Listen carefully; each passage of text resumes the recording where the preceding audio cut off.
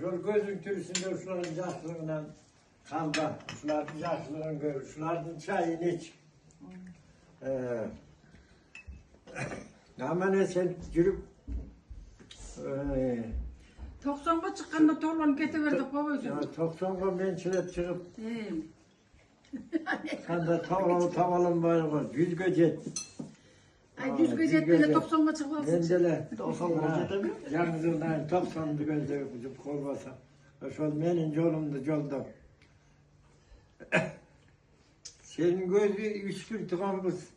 Buna Raziya 91'e gelip durat. Andan kıyım ben, anan sensin. Kuday çözdü yemeğe, uzun ömür verdi bilmeyim. Serattan Allah, kanday ayla kılvatkanım bilmeyim. Emoşol Allah Teala'nın bergen ömrün tatına kayın.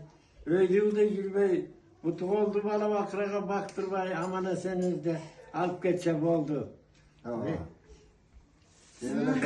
Ululaşıp kaytanı, Raziyan'ı uzatayım. Anam beni sen uzat. Anan seni bandar uzatsın. Anan seni baldarı uzatsın benim altıma. Tamam, bu da Çok ömrümüzün olacak. Ömrü çevirendim bu vay hürmetin örgün olmayın. Uzun yolun açık olsun. Baldarımdın doğraki nevere çeviren nargizimdin. Ketike Nuraydın. Nince yıkandın. Ömrü uzun olsun. Bargan yergerden bakaysın. Uzun yolun açık olsun. Böyleki kuyuvala sasma durat, şuna sasmadan aman seni ayırıp geçsin.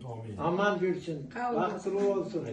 Öpün ten garıp, tiregel maksatlarına cettile. Ne diyeyim benden başka? Oşun bu kuyuvalanın sakay jakşı olup geçse oldu sana kança mınca dart çıkıp getkisi vardır. Aşağıda aldağı yer geceye günü bala vakırasına yeni atalarına navam olsun. Şolda bir kızımızın arkasından arkala uç yerde yürüşet. Uç yerden buna ömrü uzun bolup, genç olur sakayıp, amana sen etip, ayıkıp, el yurtun amana sen kaçsın. Sakı gözle batırıp konuştu da. Sakı gözle batırıp konuştu. Acayip çözdü. Şimdi? Sakı ben acayip gözle batırıp konuştu. Sakı'nın acayip kaçtı. Günde. Sakın benim yolda tüyüm düştü. Taksonga çıksın. Öküyor sen buna. Kanca. 40 yılga yakında para tap. Gene deyince öküyor şık geldi. Buna 30-40 yıl olup kaldı bu.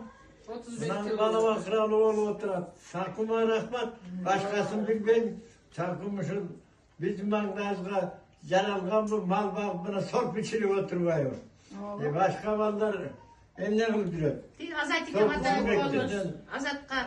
Öz canım bağlı bacıret. Aleme atası almaz. Böyle gel, böyle güç kaygı.